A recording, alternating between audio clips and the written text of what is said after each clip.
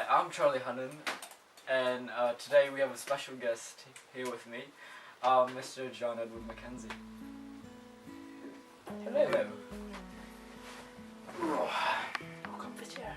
So, John, do you want to describe to me what your ancestors' life was like?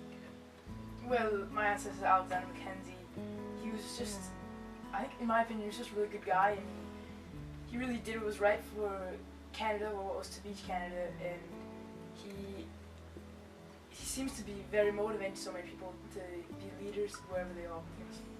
Yeah, he really motivated me myself.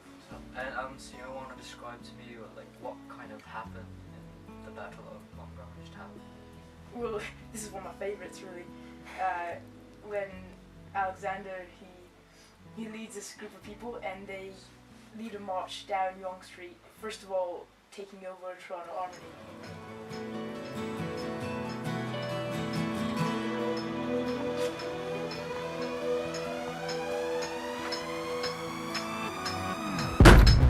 Waking up to action dust. I want my sweating my rust. I'm breathing in the chemicals.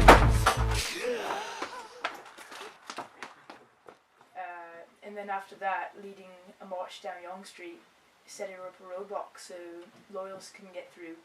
I'm breaking in, shaping up, then checking out on the prison bus. This is in the apocalypse.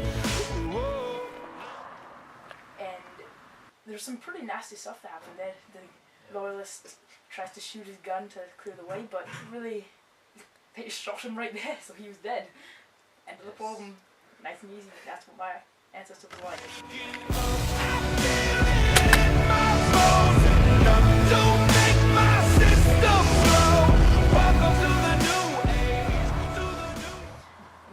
So they keep on marching down the road, right?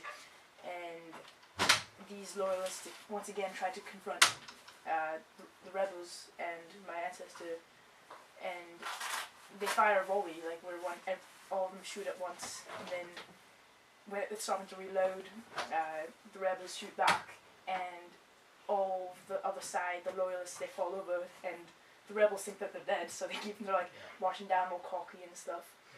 But they're not, and they jump back up and start shooting at the rebels. To the new age, to the new age. I'm radioactive, radioactive. I'm radioactive, radioactive. Raise my flag. Scattering them. That was a turning point in the rebellions, where it just kept starting from right there. That's very interesting. And what does history mean to you? How has it changed your life? Well, as I said before, it's very motivating to me, and it's kind of taught me that to be a leader wherever I am and try to make a difference with my life wherever I am, and just kind of doing what I feel is right, even if that's going against people in power or something like that. So, that sounds like a very motivated life, you know what I mean? So, what would how do you think things would have turned out if Alexander had won the battle? If they'd won the battle, well, I guess if that would have really been a turning point in the rebellions for sure, it would have probably changed things as far as successfulness in the future. But as well, I feel that maybe if they had won, Lord Durham wouldn't have maybe sailed over, he wouldn't have written his report, and maybe they wouldn't have gotten an independent country, maybe they wouldn't have been united, because that was basically his idea, and if they were not in such a desperate state, what's the reason coming over, really? Yeah.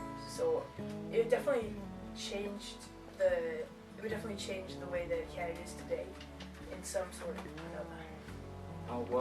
Thank you for answering some of your questions. It was a pleasure for me talking to you. Yeah, it's a pleasure. Okay. Right, now back to Von Burgundy.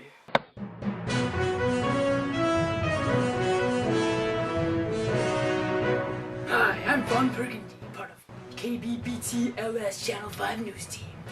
As many of you know, there has been a civil war going on in the country of Libya, involving a rebellion against Muammar Gaddafi and his government. He has been trying to turn their government into a dictatorship, and this has upsetted many citizens. Well, recently, there has been a kidnapping of Gaddafi, and he has been tortured and killed. Well now, I'll take you now to a video of his kidnapping.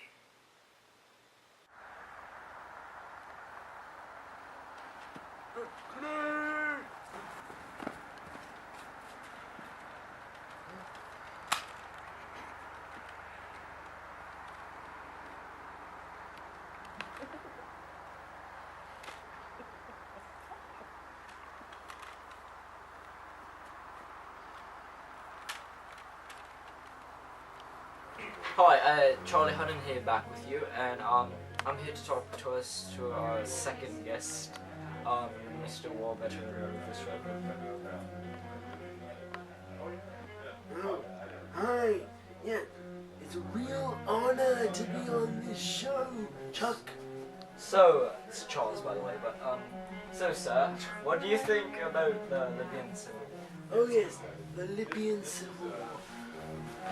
Well, that brings me back to when I was in the war and I was a sniper.